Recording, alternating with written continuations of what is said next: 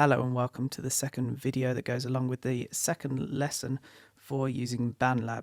And this is a series of lessons exploring composition using loops, using the loops on Bandlab. So this is the lo-fi composition that I made last lesson. I've expanded it a lot though. As you can see, I've now finished it. I've made it a complete composition with different sections and several different parts coming in and out at different times to create that variation that I was talking about in the first lesson, and also to create a cohesive, complete piece of music. Okay, so what we'll do first of all is I'll play you the track and I'll talk you through it a bit.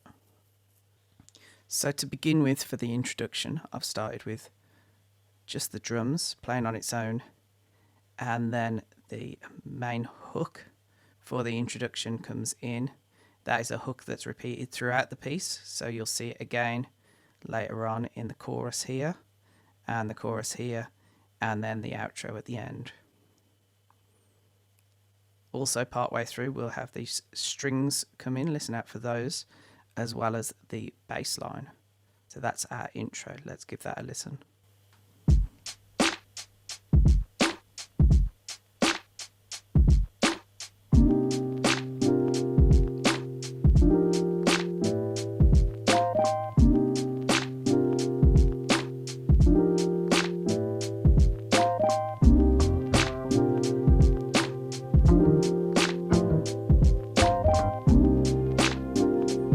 And now we're going to go into the verse.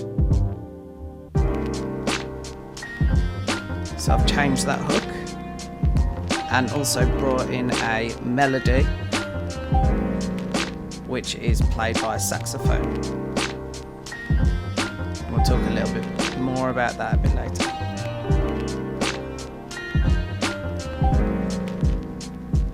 And now into the chorus.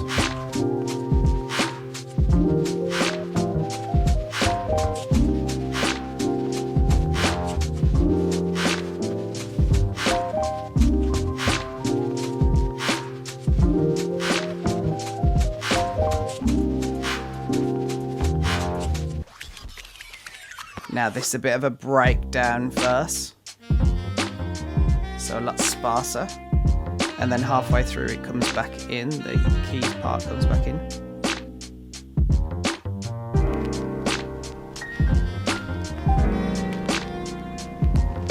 And now back to the chorus.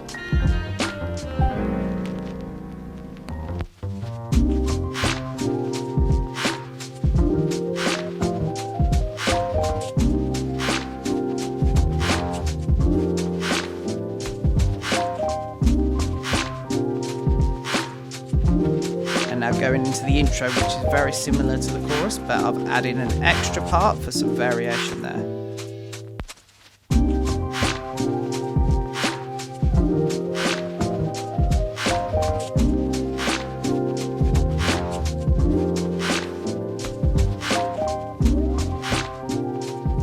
And then as you can hear in the outro, it starts fading out.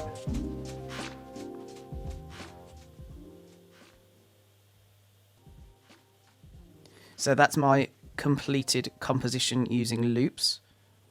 I'm just going to run you through a bit more of what I did there. Okay, so first of all, you can see that my project is a lot bigger than it was before. And as I've made it bigger, I've had to zoom out. So to zoom out, you just in this right corner here, where you see these magnifying glasses, you click this zoom out button, and there you go, it zooms out. And if you want to go closer, so when I was doing the cuts to make sure that they were accurate, and when I was dragging the loops in to make sure that they started at the start of a bar or ended where I wanted them to end, you can zoom in and out. If you've got the loop menu open, you won't see those controls, so you just need to close that loops menu and then you can see the magnifiers. So you can see all the different instruments I've used,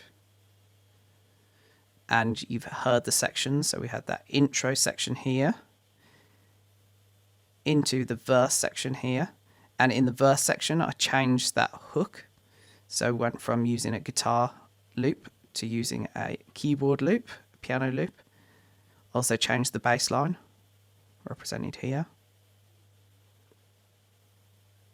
and it included this saxophone here. And then it goes to the chorus, and to separate that from the intro, I've added some variation there. So first of all, I've added some extra percussion. I've added these hand claps and this shaker, and I've also added some vinyl noise just to match the noise in the verse that comes from these keys. Now in the chorus, I've also used a different melody part, a different lead. So I've got these two samples. I'll just play you those soloed now.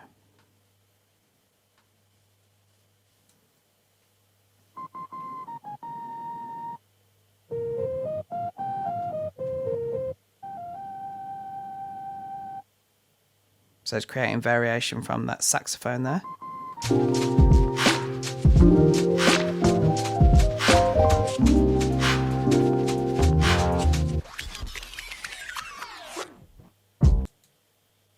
And then to create variation for this second verse, I took out this lo-fi keys hook, and that changed the whole feel of it.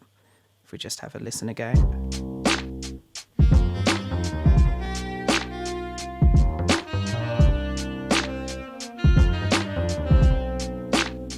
And then halfway through brought the lo-fi keys back in.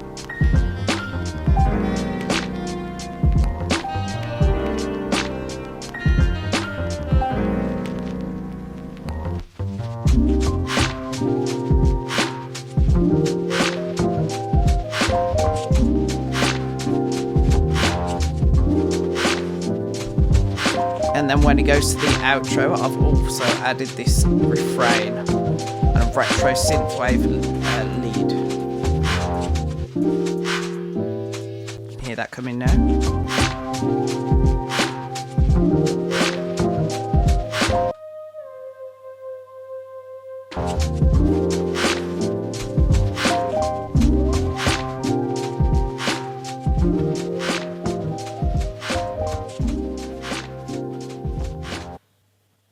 There are some things that I'm going to go through now, just things that I came across that helped me, and they'll help you create in your composition as well. So first of all, you'll notice that my labeling is different to the samples that are actually being played. So what I did was I've organized it and named them. So I've got that drum beat here and the clap and then the shaker and so on. Just to do that, you double click and then you can just type whatever you like. Next, I also altered the volume, so you can see looking down the panel that all of these are all at different volumes. So just to do that, this is the volume control here. So you just click on that and then drag it to where you want it to be. Now, when I was listening to the loops, there were some loops that I really liked the sound of, but they didn't quite fit with the key of the song. There were some notes that clashed. And so in order to make them fit in the composition, I used what's called a pitch shift. So I'll just show you a demonstration of that. Okay, so I've got this chorus lead part, and you can see that I pitch shift it to -1. So this is what it sounds like normally.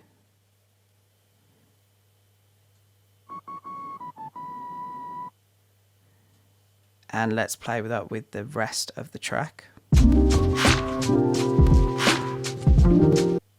You can hear that that clashes. So what I did is just I played it through and then altered the pitch to make it so it fits. Those are the notes that I wanted to use. I know that they sound good with it, and so I settled with -1. Also, at some points the samples were playing a bit too fast, so what I did was I altered the playback rate just by pressing this minus and plus, and the minus slows down the sample and the plus speeds it up. The next thing I use that might be useful for your project is effects. So particularly on this saxophone sample here, I really liked the saxophone sample itself, but it didn't quite fit with the music. I thought if I put some reverb on it, then that will help it to fit with the music. So reverb is just a bit of an echo. So this is what the sample sounded like originally without the reverb.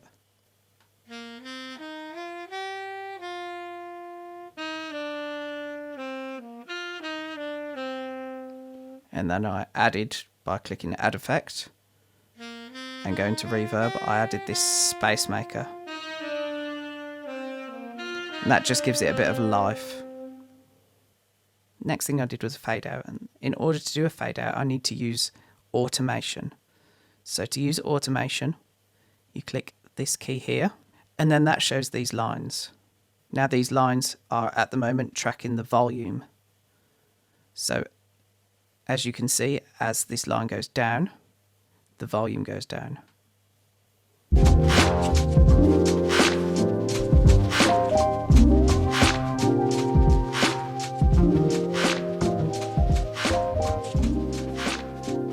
And that creates the fade out that you hear. To do that, you just double click on the line and it creates a new dot, and you can drag that dot to whatever volume you want it to be. To get rid of those, you just double click again and it disappears. So I'm really looking forward to seeing how you develop your project, what things you add. Remember that repetition is key and that variation is key also. So with that in mind, have fun creating this, and I'll look forward to listening to what you have completed.